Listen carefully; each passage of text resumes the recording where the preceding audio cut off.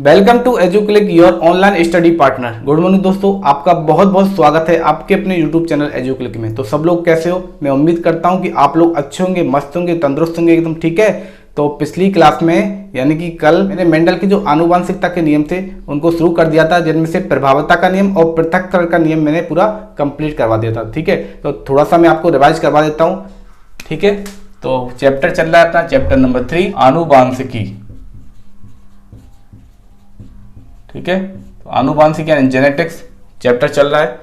तो मैंने जो कल की क्लास में आपको मेंडल के 3 नियम करवाए थे, तो प्रभावता का नियम ये मैंने कंप्लीट करवा दिया था। ठीक है, इसके बाद हमने पढ़ा था पृथक्करण का नियम। पृथक्करण का नियम, तो प्रभावता के नियम में मैंने क्या बताया था कि जो कारक अपना लक्षण प्रकट कर पाता है वो कारक कहलाता है प्रभावी। ठीक है, और जो लक्षण प्रकट नहीं कर पाता है वो कहलाता है अप्रभावी। तो F1 पीढ़ी में जैसे हमने F1 पीढ़ी यानी कि हमने संकरण करवाए थे, तो हमने कौन कौन से पादप लिए थे? एक पादप लिया था हमने शुद्ध लंबा और दूसरा पादप लिया था हमने शुद्ध बोना। ठीक है, तो ये तो हो गई जनक पीढ़ी। जनक पीढ़ी, इनमें जब हमने आपस में संकरण करवाया तो सभी पौधे हमें लंबे प्राप्त हुए थे। किस रूप में? लक्षण प्रारूप के रूप में। लक्षण प्रारूप के रूप में। ठीक है, तो ये कहलाती है F1 पीढ़ी। कौन सी पीढ़ी? F1 पीढ़ी। तो सभी पादप कैसे प्राप्त हुए? हमें लंबे पादप प्राप्त हुए, लेकिन इनका जीव प्रारूप के रूप में देखा जाए तो सभी पादप थे अशुद्ध लंबे थे। कैसे? अशुद्ध लंबे। इसे कहा जाता है विषम युग्मजी, क्योंकि इस जीन के जो दोनों युग्म विकल्पी असमान थे, क्योंकि इसमें लंबेपन का भी गुण है और इसमें बौनेपन का भी गुण है। ठीक है, तो सभी पादप हैं वो अशुद्ध लंबे प्राप्त होते हैं, तो इसमें जो लंबाई का गुण होता है वो प्रभावी लक्षण प्रकट करता है और जो बौनेपन का गुण है वो अप्रभावी लक्षण प्रकट करता है। इसी कारण प्रभावी कारक होता है वो अप्रभावी कारक को प्रकट नहीं होने देता है, और यही नियम कहलाता है प्रभावता का नियम। इसके बाद हमने पृथक्करण का नियम पढ़ा था। तो पृथक्करण के नियम में पहली स्थिति थी, तो F1 पीढ़ी तक तो यही स्थिति थी। ठीक है, और F1 पीढ़ी के बाद हमने जब दोबारा से हमने संकरण करवाया था तो हमें एक पादप मिलता है बोना। कैसा मिलता है? शुद्ध बोना पादप प्राप्त होता है। शुद्ध बोना पादप हमें प्राप्त होता है, और बाकी सारे पादप कैसे प्राप्त होते हैं? बाकी सभी पादप हमें लंबे प्राप्त होते हैं।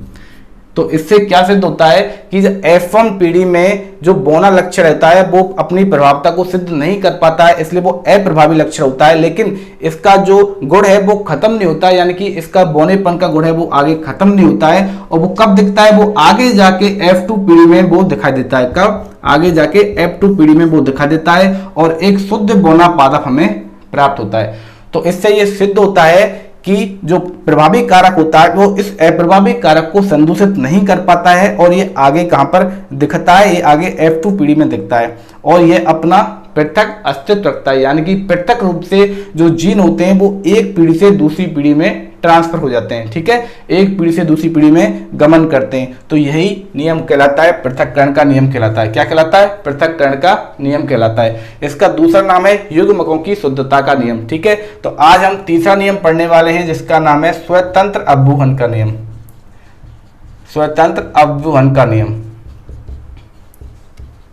ठीक है, तो मैंने आपको स्टार्टिंग में बताया था कि प्रभावता का नियम और पृथक्करण का नियम है, ये दोनों एक संकरण के परिणाम पर आधारित होते हैं। ठीक है, और जो स्वतंत्र अववहन का नियम होता है ये दो संकर संकरण के परिणाम पर आधारित है। ठीक है, दो संकर संकरण। मैंने बताया था कि एक संकर संकरण में क्या होता है? हम एक लक्षण की वंशानुगति का अध्ययन करते हैं, यानी कि सिर्फ एक जोड़ी विपर्यासी लक्षणों पर कार्य करते हैं। ठीक है, और स्वतंत्र अववहन के नियम में दो संकरण संकरण का मतलब होता है कि हम इसमें दो लक्षणों की वंशानुगति का अध्ययन करेंगे, यानी कि हम इसमें दो या दो से अधिक विपर्यासी लक्षणों को देखेंगे। ठीक है, लक्षणों का क्या करेंगे? अध्ययन करेंगे। तो दो लक्षण जैसे हमने ले लिया, बीज ले लिया, तो एक लक्षण होता है कि बीज का रंग। ठीक है, और दूसरा लक्षण होता है बीज की आकृति। ठीक है, तो बीज का रंग और बीज की आकृति में भी एक तो होता है प्रभावी लक्षण और दूसरा होता है अप्रभावी लक्षण। अप्रभावी। ठीक है। तो बीज का रंग जो प्रभावी लक्षण होता है तो वो बीज का रंग होता है पीला, और जो अप्रभावी लक्षण होता है बीज के रंग का वो होता है हरा। ठीक है। इसी तरह से जो बीज की आकृति होती है, इसका जो प्रभावी लक्षण होता है वो तो होता है गोलाकार, गोलाकार राउंड शेप का। ठीक है। और जो अप्रभावी लक्षण होता है बीज की आकृति का वो होता है झुर्रीदार। कैसा? झुर्रीदार। अब इसको हम किस प्रकार से प्रदर्शित करते हैं तो मैं आपको बताता हूं। जो ये पीला वाला जो प्रभावी लक्षण है इसको मैं लिखूंगा कैपिटल वाई से व्यक्त करेंगे। ठीक है। ये एक जीन हो गया, इसके दो युग्म विकल्पी हो गई। ओके। और जो हरा वाला जो बीज का रंग है, जो अप्रभावी लक्षण है, इसको मैं स्मॉल वाई से रिप्रेजेंट करूंगा। ठीक है। और जो बीज की आकृति है वो गोलाकार है, इसको हम लिखेंगे कैपिटल आर से रिप्रेजेंट करेंगे, और झुर्रीदार को हम स्मॉल आर से रिप्रेजेंट करेंगे। ठीक है। तो इनको जब मैं आगे आपको पढ़ाऊंगा कि किस प्रकार से क्रॉस करना है, किस प्रकार से इनका संकरण करना है, तो आपको इनको याद करने में और इनको समझने में बिल्कुल आसानी होगी कि जब दो कैपिटल वाई आएंगे इसका मतलब ये होगा समयुग्मजी हो गया। ठीक है। तो समयुग्मजी पीला बीज रंग है, बीज का रंग कैसा है? पीला है। इसी प्रकार से जो कैपिटल आर का आएगा या कि मन की समयुग्मजी जो बीज की आकृति है वो कैसी है? गोलाकार है। समझ में आ गया? तो जब यदि ऐसे आ जाए कि कैपिटल वाई कैपिटल आर, इसका मतलब क्या हुआ? जो कैपिटल वाई किसको दर्शाता है? ये दर्शाता है बीज के रंग को। तो बीज का रंग कैसा है? प्रभावी है, यानी कि कैसा होगा? पीला। और कैपिटल आर किसको दर्शाता है? ये दिखाता है बीज की आकृति। तो बीज की आकृति कैसी होगी? गोलाकार। ठीक है। तो बीज कैसा बन गया? पीला गोलाकार। ओके। इसी तरह से स्मॉल आर को देखिए। इसमें स्मॉल वाई किसको दर्शाता है? अप्रभावी बीज के रंग को दर्शाता है, जिसका रंग होता है हरा। और जो स्मॉल आर ये दर्शाता है अप्रभावी बीज की आकृति, जिसकी आकृति होती है झुर्रीदार। ठीक है। तो ये कैसा हो गया? हरा झुर्रीदार। कैसा हो गया? हरा झुर्रीदार। ये तो हो गया अप्रभावी। ठीक है। और ये हो गया प्रभावी। अब इन दोनों के बीच में हम क्रॉस संकरण करवाते हैं। तो इसको मैं एक काम करता हूं, इसको मैं मिटा देता हूं और स्वतंत्र अभ्युहन का नियम अब हम स्टार्ट करते हैं। ठीक है। तो अब देखते हैं कि स्वतंत्र अभ्युहन का नियम।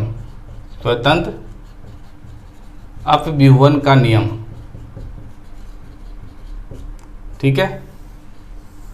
तो स्वतंत्र अभ्युहन के नियम के बारे में मैंने आपको अभी बताया था। यह दो संकरण के परिणामों पर आधारित है। ओके। आधारित। तो प्रभावतक और पृथक्करण के नियम एक संकरण के परिणामों पर आधारित है। ठीक है। आधारित। ओके। और इसमें क्या किया जाता है? इसमें दो से अधिक विपर्यासी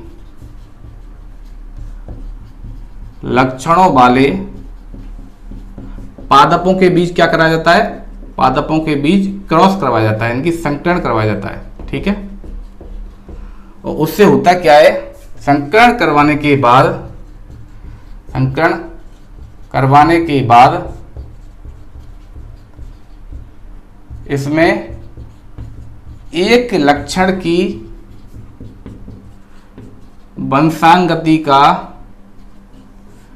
दूसरे लक्षण पर कोई प्रभाव नहीं पड़ता है।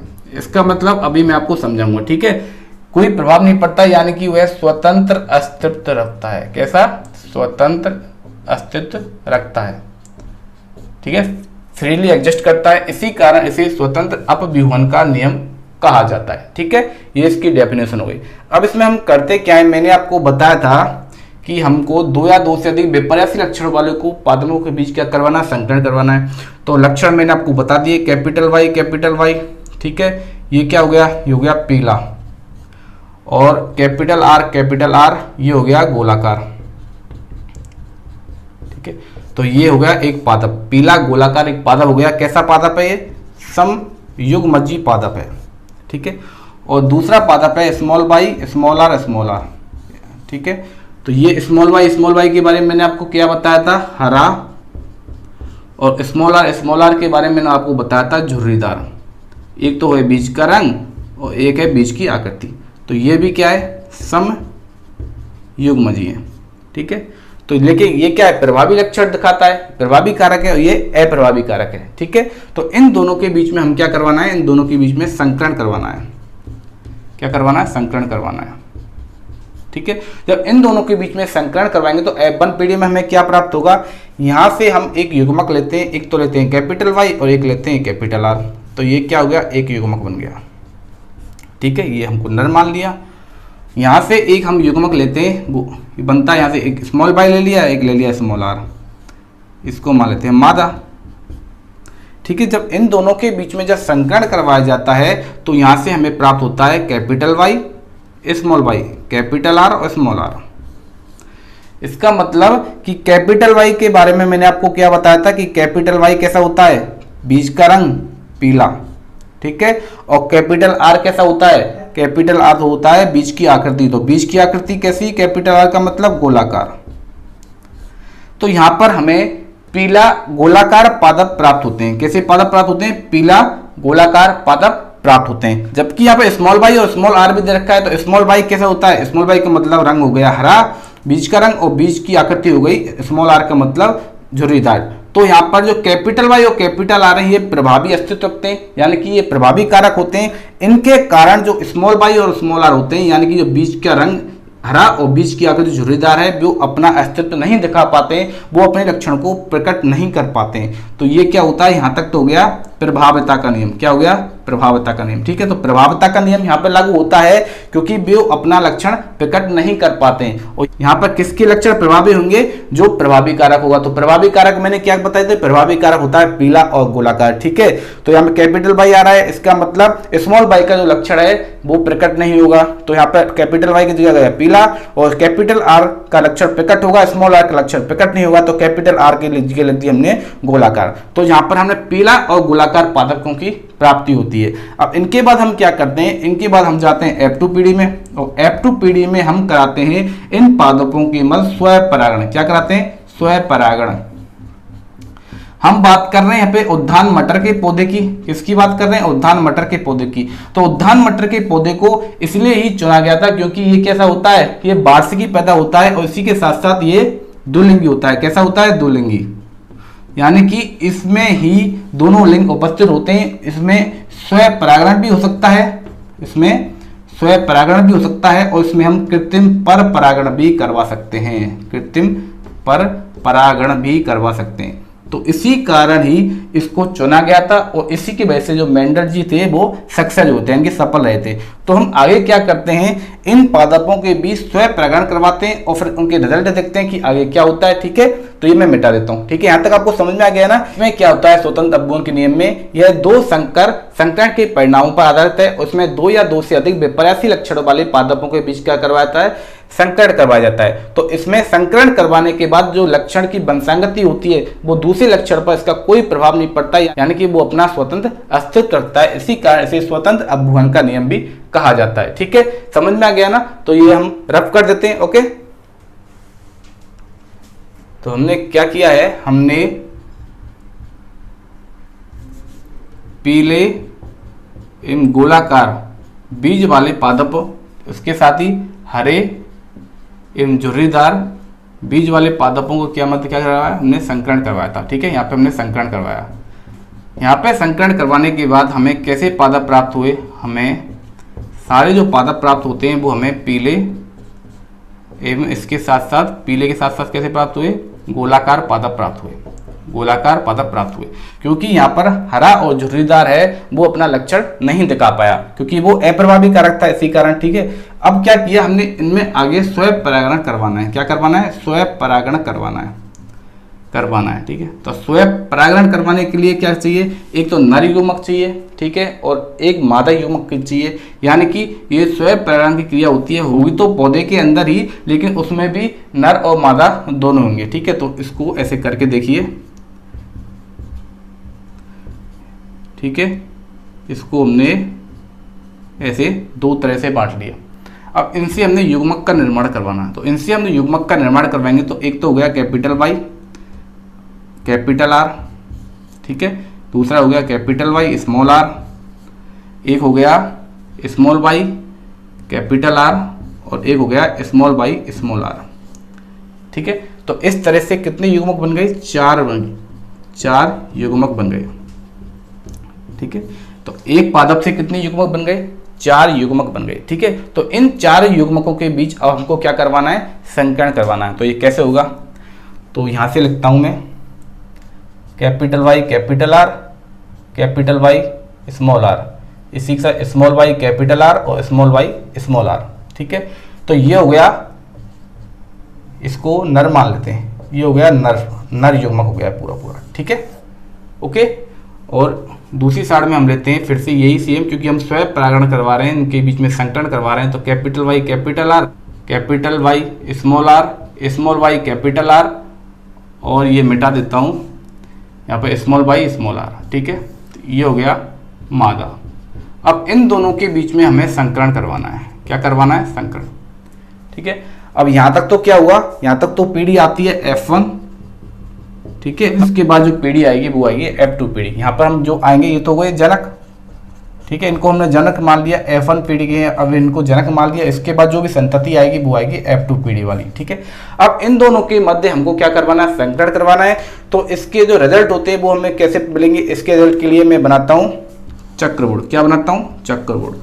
इस चक्रवुड की सहायता से हम इनको बहुत आसानी से बना पाएंगे, ठीक है। आपको ये नीचे वाली लाइन दिख रही है ना, दिख रही होगी शायद आपको, ठीक है। तो मैंने बनाना आपको बताया था। तो ये कितने, 1 2 3 4 है ना, तो अपन को इसी तरह से 4 में हम इनको डिवाइड करते हैं। मैं थोड़ा बड़ा बना लेता हूँ ताकि आपको आसानी रहेगी। तो 1 2 3 और ये हो गया 4, ठीक है। 1 2 3 और 4। मैंने आपको बताया था यहाँ पर हम लेते हैं नर युग्मक, यहाँ पर हम लेते हैं मादा युग्मक। तो नर वाला पार्ट लो, नर में कौन कौन से, बाई आर, तो कैपिटल वाई कैपिटल आर, फिर उसके बाद है कैपिटल वाई स्मॉल आर, उसके बाद है स्मॉल वाई कैपिटल आर, उसके बाद है स्मॉल वाई स्मॉल आर, ठीक है। सेम इसी तरह से मादा युग्मक हैं, capital Y capital R, capital Y small R, small Y capital R और स्मॉल वाई स्मॉल आर, ठीक है। अब इन दोनों के बीच में हमने क्या करवाना है, संकरण करवाना, तो करवाइए। Capital Y capital R, capital Y capital R मिल गए तो क्या होगा, capital Y capital Y capital R, ठीक है। आगे बढ़िए, यहाँ पे भी 2 कैपिटल वाई हैं, कैपिटल आर और स्मॉल आर, कैपिटल आर और स्मॉल आर, जो है वो लिखते जाइए बस, ठीक है। तो capital Y small Y, capital Y small Y, capital R capital R capital R capital R, ठीक है। आगे बढ़ जाइए फिर वापस से, कैपिटल वाई और स्मॉल वाई, यहाँ पे capital Y small Y, capital R और स्मॉल आर, कैपिटल आर और स्मॉल आर, ठीक है। तो ऐसे ही हम इनका और इन दोनों के बीच में संकरण करवाते जाएंगे और यहाँ पे हम लिखते जाएंगे। तो देखते चलिए, कैपिटल वाई, फिर से कैपिटल वाई, ऐसा अच्छा नहीं दिख रहा क्या, capital Y capital R small R, capital Y small R, capital Y capital R small R, और कैपिटल वाई और स्मॉल आर, ठीक है। आगे देखिए, capital Y small Y capital R capital Y small Y, ठीक है। उसके बाद क्या गया, कैपिटल आर और स्मॉल आर, ठीक है। कुछ गलती हो तो बता देना, स्मॉल वाई कैपिटल आर और आगे क्या है, स्मॉल वाई और कैपिटल आर स्मॉल आर। आगे बढ़ते हैं, capital Y small capital R capital Y small R और small Y capital R small R, और आगे क्या आता है कि स्मॉल वाई स्मॉल आर। तो टोटल हमें कितने पादप प्राप्त होते हैं, टोटल हमें 16 प्रकार के पादप प्राप्त होते हैं। कितने प्रकार के, 16 प्रकार के पादप प्राप्त होते हैं। अब इन पादप के बारे में देखिए कि ये पादप किस प्रकार से प्राप्त हुए हैं, ठीक है। तो इसमें कैपिटल वाई का मतलब क्या हुआ, कैपिटल वाई का मतलब हुआ पीला, ठीक है। और कैपिटल आर है, यानी कि दोनों ये कैसे हैं, समयुग्मजी हैं, तो पीला और गोलाकार, ठीक है। जिसमें प्रभावी लक्षण होगा तो उसी का गुण दिखाएगा, और जिसमें अप्रभावी लक्षण होगा वो अपना गुण बिल्कुल भी प्रकट नहीं कर पाएगा। ठीक है, उसी हिसाब से आप देखते जाइए, इसमें कैपिटल वाई है, जिसमें यदि कैपिटल वाई आ गया तो वो पीला ही होगा, और जिसमें कैपिटल आर आ गया तो वो गोलाकार ही होगा। ठीक है, बाकी जितने भी स्मॉल वाई और स्मॉल आर हैं वो अपने लक्षण को बिल्कुल भी प्रकट नहीं कर पाएंगे, क्योंकि वो अप्रभावी कारक होते हैं। तो ये बन गया पीला, और ये भी बन गया गोलाकार, पीला गोलाकार। इसी तरह से ये भी बन गया पीला, पीला गोलाकार। ठीक है, और ये हो गया पीला, और ये भी हो गया पीला गोलाकार। ठीक है, आगे देखिए, ये हो गया पीला, और पीले के साथ ये भी हो गया गोलाकार, और ये हो गया पीला, और पीले के साथ ये हो गया, क्योंकि इसमें दोनों स्मॉल आर आ रहे हैं, यानी कि ये लक्षण क्या है, अब यहाँ पर अपना प्रकट करेगा अपना रूप, क्योंकि इसमें जो कैपिटल आर तो है नहीं, इसमें जो प्रभावी लक्षण है वो तो है नहीं, तो ये जब इसमें प्रभावी लक्षण की अनुपस्थिति आएगी तो ये अपना लक्षण प्रकट करेगा। तो अब पीला कैसा हो जाएगा, झुर्रीदार। ठीक है, तो आप इसको साथ साथ आप अपने कॉपी में बनाते जाइए और साथ साथ देखते जाइए कि ये किस प्रकार से बनने, ताकि आपको बहुत आसानी होगी इनको समझने में, क्योंकि रटना नहीं है, सिर्फ समझना है आपको। समझने के बाद इनको आप आसानी से बना सकते हो, बहुत आसान है इनको बनाना इस तरह से डायग्राम में। ठीक है, टेबल बनानी है चक्र बोर्ड की सहायता से, इसको आप आराम से समझ सकते हो। ठीक है, तो जैसे मैं बनाता जा रहा हूँ, जैसे बताता जा रहा हूँ, उसी प्रकार से आप समझते चाहिए और बहुत आसान हो जाएगा सबको समझना। ठीक है, इसके बाद देखते हैं, इसमें कैपिटल वाई आ गया, इसका मतलब ये पीला होगा, और इसमें कैपिटल आर भी आ गया तो ये होगा गोलाकार। ठीक है, शॉर्ट में लिख रहा हूँ, कैपिटल वाई आ गया तो फिर से ये पीला होगा, इसमें कैपिटल आर नहीं है, दोनों स्मॉल आर हैं, तो ये हो जाएगा झुर्रीदार। आगे बढ़िए, इसमें कैसा हो गया, पीला, और ये हो गया गोलाकार। ठीक है, और फिर से पीला और गोलाकार, और ये हो गया झुर्रीदार नहीं, और ये हो गया हरा गोलाकार, ये हो गया हरा और गोलाकार। आगे बढ़ते हैं, ये हो जाता है पीला गोलाकार, ये हो जाता है पीला झुर्रीदार, ये हो जाता है हरा गोलाकार, ये हो जाता है हरा और झुर्रीदार। तो इस तरह से यहाँ पर 16 प्रकार के पादप प्राप्त होते हैं। तो 16 प्रकार के पादपों में हम देखेंगे कि इनका लक्षण प्रारूप कितना होता है। ठीक है, लक्षण प्रारूप, और लक्षण प्रारूप यानी कि इसका अनुपात कितना होता है। ठीक है, इसके बाद देखेंगे हम कि जीन प्रारूप का अनुपात कितना होता है। तो लक्षण प्रारूप का मतलब है कि ये पौधे हैं, बाहर से देखने पर, हमारी आंखों से देखने पर किस प्रकार से प्रतीत होते हैं, यानी कि ये पीला गोलाकार दिखते हैं या फिर ये हरा गोलाकार दिखते हैं, ये किस प्रकार से दिखते हैं। ठीक है, क्योंकि जिस प्रकार से हमें बाहर से देखेंगे वो इनका क्या कहलाएगा, लक्षण प्रारूप कहलाएगा। ओके, जीन प्रारूप के बारे में हम बाद में देखेंगे। तो लक्षण प्रारूप का अनुपात यहाँ पे क्या आता है, मैं आपको लिखवा देता हूँ कि लक्षण प्रारूप का अनुपात F2 पीढ़ी में स्वतंत्र अपभुवन के नियम में आता है 9:3:3:1। ठीक है, तो टोटल हमें कितने पादप प्राप्त हुए, टोटल हमें 16 पादप प्राप्त हुए। तो यहाँ पे आप कैलकुलेट कर लीजिए, 9 3 12 3 15 1 16, तो पादप कितने हुए, 16। तो 16 पादप प्राप्त हुए हैं। ठीक है, अब ये पादप कैसे हैं, 9 पादप कैसे हैं, 3 पादप कैसे हैं, 3 कैसे हैं, वापस के 1 कैसा है। तो आप देख लीजिए, यहाँ पर 9 की मैं गिनती करवाता हूँ। यहाँ पर देखो पीला गोलाकार कितना है, तो पीला गोलाकार 1, पीला गोलाकार 2, 3, 4 और 5, 6, 7, 8 और 9। इसके बाद कोई भी पीला गोलाकार नहीं है। ठीक है, तो यहाँ पर जो 9 पादप हैं, 9 पादप हमें मिले हैं, वो मिले हैं हमें पीला और गोलाकार। ठीक है, पीले और गोलाकार पादप तो हमें यहाँ पर 9 पादप मिले हैं। और यहाँ पर 3 पादप देखिए कि 3 पादप कैसे पादप हैं। 3 पादप आप देख लीजिए, यहाँ पर देख लीजिए, पीला झुर्रीदार देख लीजिए, पीला झुर्रीदार कितने, तो पीला झुर्रीदार तो 1 ही हो गया, पीला झुर्रीदार 2, और इसी के साथ ही पीला झुर्रीदार ऊपर तो कोई है नहीं।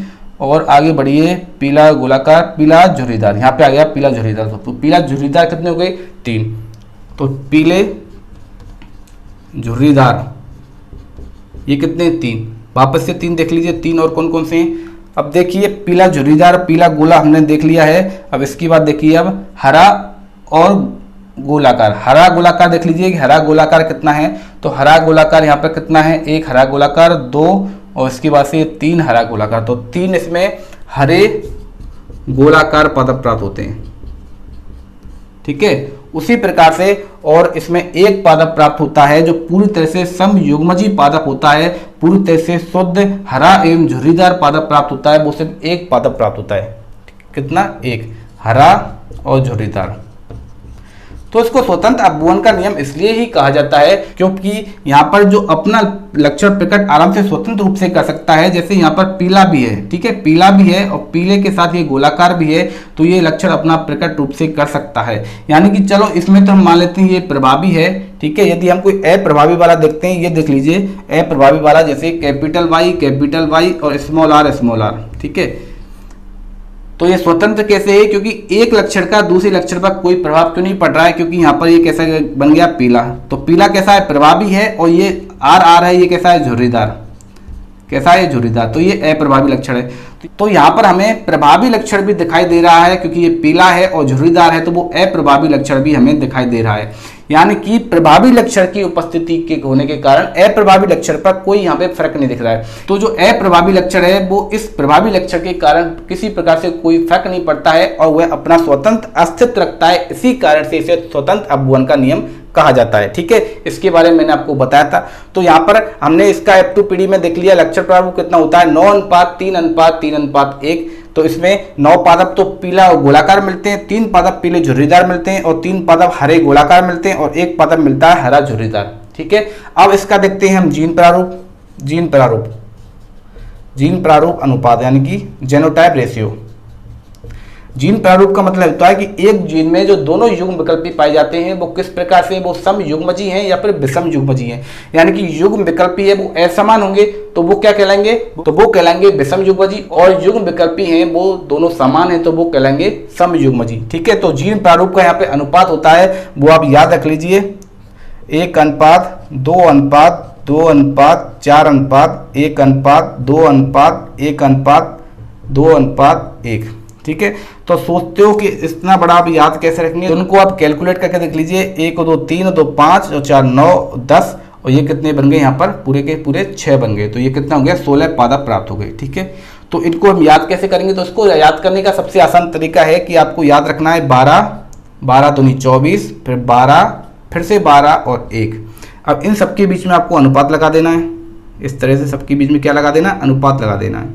तो ये अनुपात याद रखना, यानी कि जो जीनोटाइप होता है F2PD में स्वतंत्र अपभुवन के नियम पर जो जीन प्रारूप होता है, इसका अनुपात आपको याद रखना है। यह क्वेश्चन आपसे एग्जाम में पूछा जाता है, ठीक है। तो इसका अनुपात होगा 1:2:2:4:1:2:1:1:2:1:1। किस प्रकार से याद रखना है? आपको याद रखना है 12 24 12 12 1। इस प्रकार से बीच में आप अनुपात रखते जाइए और ये तुम्हारा पूरा बन गया जीन प्रारूप अनुपात। इसमें ये आते कैसे हैं? ये देखिए, जो एक होता है, ठीक है, एक इसमें कैसा है? एक इसमें है पीला गोलाकार, सिर्फ एक है। ये दोनों पूरी तरह से समयुग्मजी है, तो समयुग्मजी एक ही हो गया, ठीक है। और ये लास्ट वाला भी देख लीजिए, ये भी एक पूरा समयुग्मजी है, ठीक है, क्योंकि ये हरा झुर्रीदार है। ओके, ये पूरा अप्रभावी लक्षण दिखाता है, ये पूरा कैसा लक्षण दिखाता है? प्रभावी लक्षण दिखाता है, ठीक है।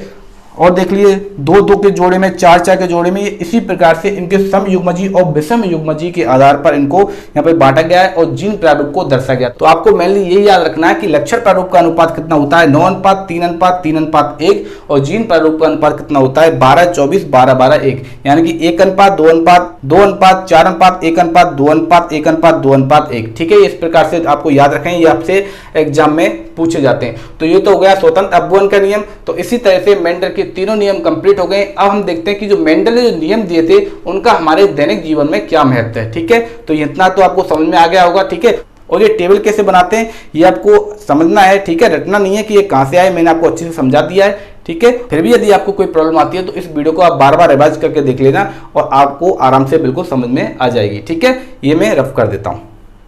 तो अब हम पढ़ते हैं मेंडल की जो वंशानुगति के जो नियम थे के नियम। तो इन नियमों का महत्व पढ़ते हैं कि हमारे जीवन में इन नियमों का क्या महत्व है, ठीक है। जो मेंडल ने जो वंशानुगति के जो प्रयोग किए थे, जो नियम दिए थे, इन नियमों का हमारे जीवन में क्या महत्व है। तो इसका जो पहला महत्व है वो आप देखिए कि प्रभावता का जो नियम है, ठीक है, प्रभावता का नियम, इसका मतलब प्रभावता का लक्षण, ठीक है। तो प्रभावता का लक्षण का हमारे जीवन में बहुत महत्व है। तो सजीवों में, ठीक है, सजीवों में जो ये प्रभावी लक्षण होते हैं, प्रभावी लक्षण, ठीक है, ये प्रभावी लक्षण बहुत मुख्य रोल अदा करते हैं। क्या करते हैं? मुख्य रोल अदा करते हैं। यानी कि ये महत्वपूर्ण होते हैं।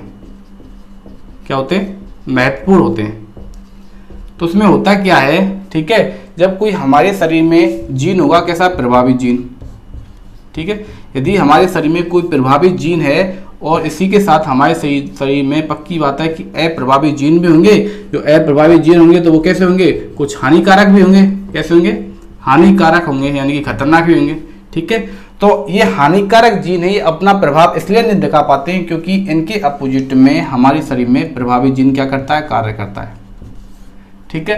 तो ये नियम किसके कारण आया? यह है प्रभावता के नियम के आधार पर। तो प्रभावी लक्षण होता है, प्रभावता का नियम यहाँ पे काम करता है कि यदि हमारे शरीर में प्रभावी जीन है और अप्रभावी जीन है, तो हानिकारक अप्रभावी जीनों को, ये प्रभावी जीन होते हैं, ये अपने लक्षण को प्रकट नहीं करने देते हैं, ठीक है। तो इससे क्या होता है? हमारा शरीर कैसा रहता है? स्वस्थ रहता है, ठीक है। तो ये पहला महत्व हो गया। दूसरा महत्व देख लीजिए, तो मेंडल की वंशानुगति का जो नियम है, कौन सा नियम? पृथक्करण का नियम, पृथक्करण का नियम, ठीक है। तो पृथक्करण का नियम के द्वारा जीन की संकल्पना की गई थी, उसको क्या करता है? ये उसकी ये पुष्टि करता है, यानी कि उसको ये प्रूव करता है। कैसे? मैंने आपको बताया था जीन, ठीक है। जीन क्या कार्य करते हैं? जीन होते हैं वो लक्षणों को, किनको? लक्षणों को एक पीढ़ी से, कहां से? एक पीढ़ी से किस में पहुंचेंगे? दूसरी पीढ़ी में पहुंचाने का कार्य करते हैं, ठीक है। ये लक्षणों को एक पीढ़ी से दूसरी पीढ़ी में पहुंचाने का कार्य करते हैं। और जीन नाम किसने दिया था? जीन नाम दिया था जॉनसन ने, ठीक है। ये भी आपको याद रखना है। जब ये लक्षणों को एक पीढ़ी से दूसरी पीढ़ी में पहुंचाने का कार्य करते हैं, यहाँ पर देखिए कि पृथक्करण के नियम में क्या हुआ था कि पृथक्करण के नियम में जो F1 पीढ़ी में जो प्रभावी लक्षण था, उसकी वजह से जो अप्रभावी लक्षण था, अप्रभावी लक्षण अपना जो इफेक्ट था, अपना प्रभाव है, वो नहीं दिखा पाया। अपना जो लक्षण है वो कैसा किया? प्रदर्शित नहीं कर पाया, ठीक है। लेकिन जब F2 पीढ़ी की बात आती है तो F2 पीढ़ी में यही अप्रभावी लक्षण क्या होता है? प्रकट होता है। इसका मतलब कि जीन है वो एक पीढ़ी से दूसरी पीढ़ी में ट्रांसफर हो गया, ठीक है। जो बौनेपन का लक्षण था, यानी कि बौनेपन का लक्षण को रिप्रेजेंट करेगा एक जीन, लेकिन F1 पीढ़ी में ये बौनेपन का लक्षण नहीं दिखा क्योंकि जीन यहाँ पर ट्रांसफर नहीं हुआ, यानी कि जीन है वो एक पीढ़ी से दूसरी पीढ़ी में नहीं गया। लेकिन जब ये F2 पीढ़ी में ये जीन आता है, यानी कि जब बौना पादप प्राप्त होता है, इसका मतलब ये बौनेपन वाला जो जीन है वो दूसरी पीढ़ी में आ चुका है। किस में आ गया है? F2 पीढ़ी में आ गया। तो हमने जो संकल्पना ये की थी, हमने जो संकल्पना की थी कि जीन होते हैं वो एक पीढ़ी से दूसरी पीढ़ी में गमन करते हैं, तो आपने यहाँ पर देखा कि F1 पीढ़ी से F2 पीढ़ी में जो बौनेपन का गुण हमें दिखाई देता है, जबकि F1 पीढ़ी में ऐसा कुछ हमें दिखाई नहीं देता है। यानी कि जो जीन होते हैं वो कारकों को एक पीढ़ी से दूसरी पीढ़ी में ले जाने का कार्य करते हैं, यानी कि लक्षणों को एक पीढ़ी से दूसरी पीढ़ी में ले जाने का कार्य करते हैं। तो पृथक्करण के नियम द्वारा इसकी ये पुष्टि होती है, इसको प्रूव किया जाता है कि जीन होते हैं वो एक पीढ़ी से दूसरी पीढ़ी में लक्षणों को ले जाने का कार्य करते हैं, ठीक है। और तीसरा कौन सा है? इसका जो तीसरा महत्व है, इसी पृथक्करण के नियम से देख लो। पृथक्करण के नियम से इसमें बताया गया था कि कोई भी जीन होता है, जीन उसके क्या होते हैं? दो युग्म विकल्पी होते हैं, दो युग्म विकल्पी होते हैं, ठीक है। और ये युग्म विकल्पी होते हैं, ये दो लक्षणों को प्रकट करते हैं। किसको? दो लक्षणों को दिखाते हैं, दो लक्षणों को प्रकट करते हैं, ठीक है। तो इसकी जानकारी हमें किससे मिलती है? पृथक्करण के नियम से मिलती है। इसके अलावा और इसके क्या फायदा है? और इसका जो चौथा महत्व है इसका फसलों में। किनमें? फसलों में, यानी कि फसली पौधों में। किनमें? फसली पौधों में, ठीक है। तो संकरण की क्रिया के द्वारा, यानी कि आनुवंशिकता के नियमों का उपयोग करते हुए हम ऐसे पौधों का विकास कर सकते हैं, किनका विकास कर सकते हैं? ऐसे पौधों का विकास कर सकते हैं जो कैसे हों? जो रोग प्रतिरोधक क्षमता वाले हों, ठीक है, रोग प्रतिरोधक हों, और इसी के साथ साथ उनका अधिक उत्पादन हो। क्या हो? अधिक उत्पादन हो, ठीक है। यदि ऐसी फसल आएगी जो रोग प्रतिरोधक होगी, तो रोग प्रतिरोधक उस फसल का सेवन यदि मानव के द्वारा किया जाएगा तो क्या होगा? सजीव उसका उपयोग करेंगे तो क्या होगा? उनके रोगों से लड़ने की क्षमता और ज़्यादा बढ़ जाएगी, ठीक है। और इसी के साथ साथ उनका अधिक उत्पादन होगा, तो अधिक उत्पादन के होने के कारण उसका मूल्य हमें ज़्यादा मिलेगा, ठीक है। तो हमारी आमदनी बढ़ जाएगी। तो ऐसी फसलों, ऐसे पौधों का संकरण के द्वारा क्या किया जा सकता है? निर्माण किया जा सकता है, ठीक है। और इसका क्या फायदा है? इसका जो पांचवा फायदा देख लो कि संकरण विधि से, ठीक है, संकरण विधि से, यानी कि क्रॉस करवाने से हम लोग क्या कर सकते हैं? क्रॉस करवाने से जो अनुपयोगी होते हैं, जो अनुपयोगी लक्षण होते हैं, अनुपयोगी लक्षण जो किसी काम के नहीं है, उन लक्षणों को तो हटाया जा सकता है और उनके बदले में उपयोगी लक्षणों को, जो काम के लक्षण होते हैं, उपयोगी लक्षणों को किसी भी जाति में, किसमें, किसी भी जाति में पहुंचाया जा सकता है। ठीक है, पहुंचाया जा सकता है।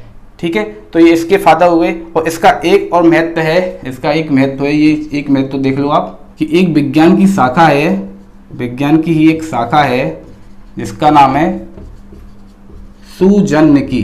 क्या है? सुजन्यकी। ये सुजन्यकी क्या करती है? ये मानव सुधार से संबंधित कार्य करती है, मानव सुधार से संबंधित। ठीक है, तो ये सुजन्यकी शाखा है, इसको बोलते हैं ऑर्गेनिक्स। ठीक है, इसको क्या बोलते हैं? ऑर्गेनिक्स बोलते हैं। तो ये मानव सुधार से संबंधित शाखा है। इस सुजन्यकी का जो निर्माण का जो आधार है वो यही मेंडल के नियम है, मेंडल के नियम, यानी कि ये सुजन्यकी है वो इन्हीं मेंडल के नियमों पर आधारित है। ठीक है, इस प्रकार से हमारे जीवन में कहीं ना कहीं मेंडल के वंशानुगति के नियमों का बहुत ज़्यादा उपयोग है। ठीक है, इससे हम ऐसे फसल पैदा कर सकते हैं जिनका ज़्यादा उत्पादन हो, इसी के साथ उनसे रोग प्रतिरोधक क्षमता भी उत्पन्न की जा सकती है, और उपयोगी लक्षण होते हैं उनको हटाया जा सकता है और उपयोगी लक्षणों को उनके स्थान पर लाया जा सकता है। इस तरह से ये पृथक्करण का नियम है, वो जीन की संरचना को भी बताता है, जीन की संकल्पना को बताता है। ठीक है, और प्रभावता का नियम है, वो बताता है कि प्रभावी लक्षण होगा, यानी कि जो प्रभावी जीन होगा वो ज़्यादा इफेक्टिव रहेगा हमारे शरीर में, तो उसकी बजाय हमारे शरीर में हानिकारक जो अप्रभावी जीन होते हैं वो अपने लक्षण नहीं दिखा पाएंगे। तो ऐसे बहुत सारे महत्व होते हैं इस मेंडल की आनुवंशिकता के नियम के। ठीक है, तो ये महत्व हो गए मेंडल की आनुवंशिकता के नियम के। तो इसी तरह से आपका जो चैप्टर नंबर 3 है, कौन सा?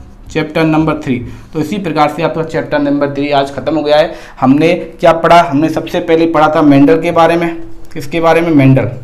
उससे पहले हमने परिभाषा पढ़ी थी कि आनुवंशिकी क्या है, आनुवंशिकता क्या है, आनुवंशिक लक्षण क्या होते हैं। फिर मेंडल की जीवनी पढ़ी थी। उसके बाद मेंडलवाद पढ़ा था, मेंडलवाद की पुनर्खोज के बाद हमने देखी थी आनुवंशिक शब्दावली। उसके बाद हमने पढ़े थे मेंडल के आनुवंशिकता के नियम। और अब हमने लास्ट टॉपिक पढ़ लिया है कि मेंडल ने जो आनुवंशिकता के प्रयोग किए थे, नियम दिए थे, उनका हमारे लाइफ में, उनके हमारे मानव जीवन में क्या प्रभाव पड़ता है, उनका क्या महत्व है। ठीक है, तो आपका चैप्टर नंबर 3 कंप्लीट। तो अब जो कल की नेक्स्ट क्लास होगी उसमें मैं चैप्टर नंबर 4 स्टार्ट कर रहा हूँ। चैप्टर नंबर 4 कौन सा? चैप्टर नंबर 4 हम स्टार्ट कर रहे हैं जिसका नाम है प्रतिरक्षा एवं रक्त समूह, यानी कि इम्यूनिटी एवं ब्लड ग्रुप। तो इम्यूनिटी क्या होती है, प्रतिरक्षा क्या होती है? हमारे शरीर में जो रोगों से लड़ने की जो क्षमता होती है वो क्या कहलाती है? प्रतिरक्षा कहलाती है। यानी कि इसको हम दूसरे शब्दों में व्यक्त करें तो हमारे शरीर में रोगों को खत्म करने के लिए जो तंत्र कार्य करता है उसका नाम होता है प्रतिरक्षा तंत्र। और इसी प्रतिरक्षा तंत्र की हम स्टडी करें, उसका अध्ययन करें तो वो कहलाता है प्रतिरक्षा, यानी कि इम्यूनिटी कहलाती है। ठीक है, और इसके बाद हम पढ़ेंगे कि रक्त समूह की हमारे रक्त को किस प्रकार से कितने भागों में विभक्त किया गया है। मैंने जब रक्त परिसंचरण तंत्र पढ़ा था तो रक्त परिसंचरण तंत्र में मैंने करीब आधा टॉपिक है वो आपको कवर करवा दिया था, और साथ में मैंने आपको एबीओ ब्लड ग्रुप को कंप्लीट बता दिया था कि किस प्रकार से इनका विनिमय आपस में एक्सचेंज किया जा सकता है। ठीक है, हम फिर से पढ़ने वाले हैं तो बहुत मजा आएगा, आपको टेंशन लेने की बिल्कुल जरूरत नहीं है। इस क्लास की पीडीएफ आपको डिस्क्रिप्शन बॉक्स में मिल जाएगी, वहां से आप पीडीएफ डाउनलोड करके आराम से नोट्स अपने बना सकते हैं। ठीक है, और मेरे साथ साथ भी आप हाथ की याद नोट्स बना सकते हैं, क्योंकि मैं पूरी कोशिश करता हूं कि बोर्ड पर जितना ज्यादा हो सके लिखूं और साथ में जितना ज्यादा हो सके मैं आपको अच्छे से समझा पाऊं। ठीक है, तो आज की क्लास हम यही खत्म करते हैं। अपन की कल की क्लास होगी उसमें हम नया चैप्टर नंबर 4 प्रतिरक्षा एवं रक्त समूह को स्टार्ट करेंगे। ठीक है, इस वीडियो को आप ज्यादा से ज्यादा लाइक कर दो, और जिन लोगों ने अभी तक चैनल को सब्सक्राइब नहीं किया चैनल को सब्सक्राइब कर दो, और सब्सक्राइब करने के साथ साथ आपको बेल आइकन भी दबा देना है ताकि आपको चैनल से रिलेटेड जो भी लेटेस्ट अपडेट नोटिफिकेशन होती है वो आपको मिल जाती है। और ज्यादा से ज्यादा वीडियो को शेयर करो, और वीडियो को आप स्टार्टिंग से ही शेयर कर दिया करो। सबसे पहले आने के बाद आपको वीडियो को लाइक करना है